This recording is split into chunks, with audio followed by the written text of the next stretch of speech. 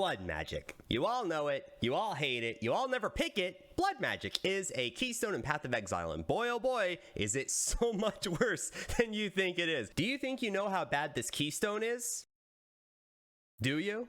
Well, let me tell ya.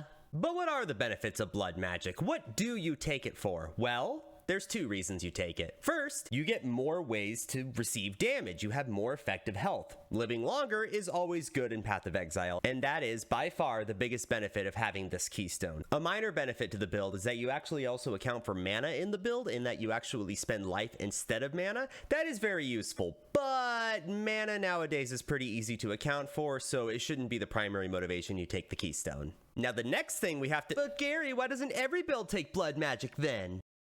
One word: auras. There are so many auras in Path of Exile that you have to miss if you take blood magic. You have your choice of one. Maybe a few if you want to get a little schmoozhala, little je ne sais quoi into the build, but it's usually one. Excluding some weird stuff with petrified blood, you actually really only do have one aura you can pick, with Eternal Blessing. Now you may be asking yourself, Gary, is that really the only way to have one big aura as blood magic? The answer is no. There's something called Essence Worm. However, as if GGG wants to smite you from having fun with blood magic, these don't combo. Now, one thing we have to— Gary, what about Grathkul's belt?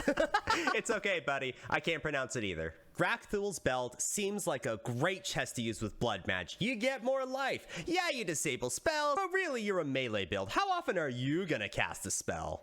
All the time. A lot of people don't know this, but you're actually casting a lot of spells as a melee character. Namely, banners are spells and marks are spells. I don't know why these are spells. It feels like they shouldn't be, but they are. So you're not able to use these with this chest, even though it's like the perfect blood magic chest. Wow, Gary, this build must be terrible. There must be no builds in the game that uses it.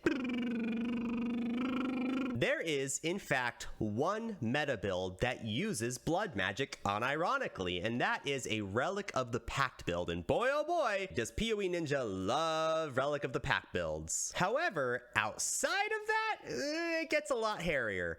The fact of the matter is, you are giving up way too much to do a blood magic build. It just doesn't have a home. But the saddest part is, it used to have a place. Once upon a time, a long time ago, there was a character named Flying Purple People by Demigod King, and let me tell you, that build was fun. The reason why it used blood magic and Resolute Technique is that it was a Starforge build. Now, a unique aspect of Starforge builds back then, and really a lot of melee builds back then that were not elemental, is that there was a limited selection of auras to even choose from. Haste was an option, but that was about it. And as you can see, it did not need the haste aura. The reason blood magic used to work back then, but doesn't work well now, is not that auras are too powerful. It's that there's just too much of a selection of them. There are too many builds that can use way too many of the new auras that you just don't have a place for blood magic. Does that mean you should be eliminating auras from the game? No, probably not. Reddit would complain too much. But like, let's be honest here, okay? If we're not willing to remove aura selection, blood magic needs a complete overhaul. It cannot exist in its current state. You could give it 30% more HP, and outside of some niche builds, it's not gonna find a home. It just doesn't have value when auras are this good. Wow, Gary the GooBoy, this must be the weakest stone in the game. No, it isn't. But that's a discussion for another time. And that's the end of the video, so I hope you— Hey Gary, what's your next build?